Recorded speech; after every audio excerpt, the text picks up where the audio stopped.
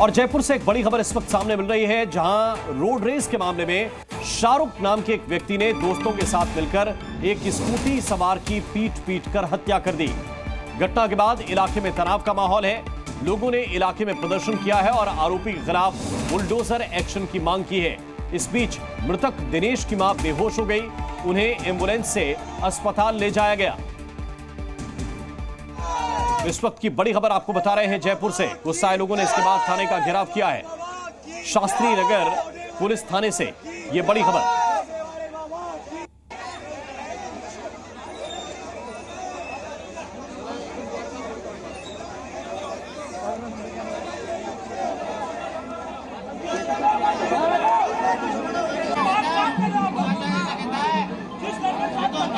ये तस्वीर इस वक्त आपको दिखा रहे हैं। ये देखिए, रोड रेस में हत्या हुई और हत्या के बाद लोग सड़क पर उतरे, पीड़ित के लिए इंसाफ की मांग कर रहे हैं। तस्वीरें इस वक्त आपको हम ये जयपुर की दिखा रहे हैं, जहां पर काफी भीड़ इकट्ठा हो गई है और भीड़ ने थाने का घेराव किया है। मांग की जा रही है कि आरोपी के खिलाफ बुलडोजर एक्शन होना चाहिए।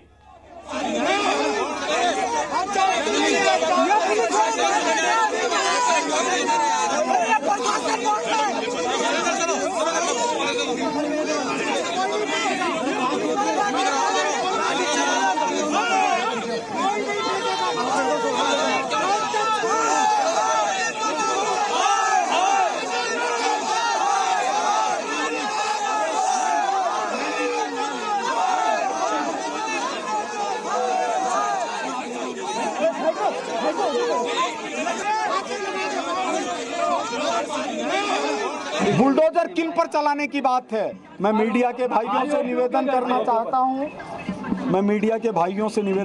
चाहता हूं, एक बार शास्त्री नगर, भट्टा बस्ती, इन क्षेत्रों का अध्ययन करें। आपको पता चलेगा कि यहाँ हजारों की संख्या में बांग्लादेशी और अवैध रूप से रोहिंग्याई, सिर्फ यही नहीं, अपने दिल्ली रोड के ऊपर, आदर्श नगर क्षेत्र में, किशनपोल क्षेत्र में, सिविल लाइन क्षेत्र के अंदर रह रहे हैं।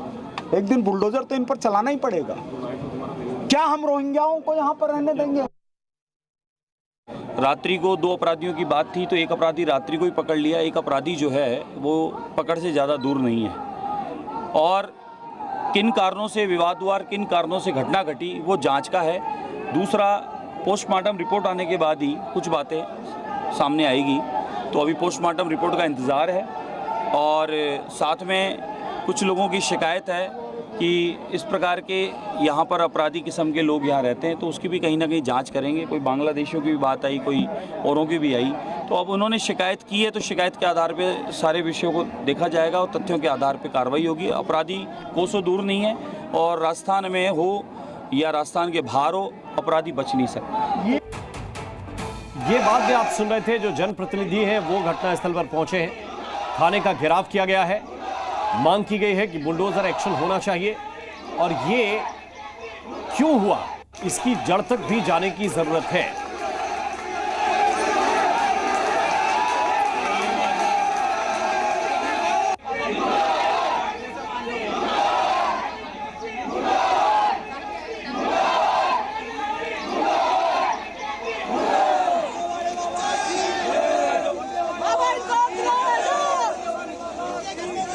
बीजेपी के जो सीनियर लीडर हैं, जो बीजेपी के विधायक हैं, वो भी घटनास्थल पर पहुंच रहे हैं।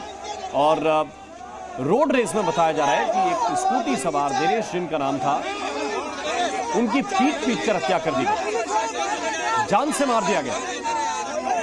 और अब लोग आक्रोशित हैं, भीड़ इकट्ठा होकर पुलिस थाने के बाहर पहुंची है। विधायक के साथ भी पुलिस की झड़प हुई है। ये देखिए तस्वीर इस वक्त हम आपको दिखा रहे हैं।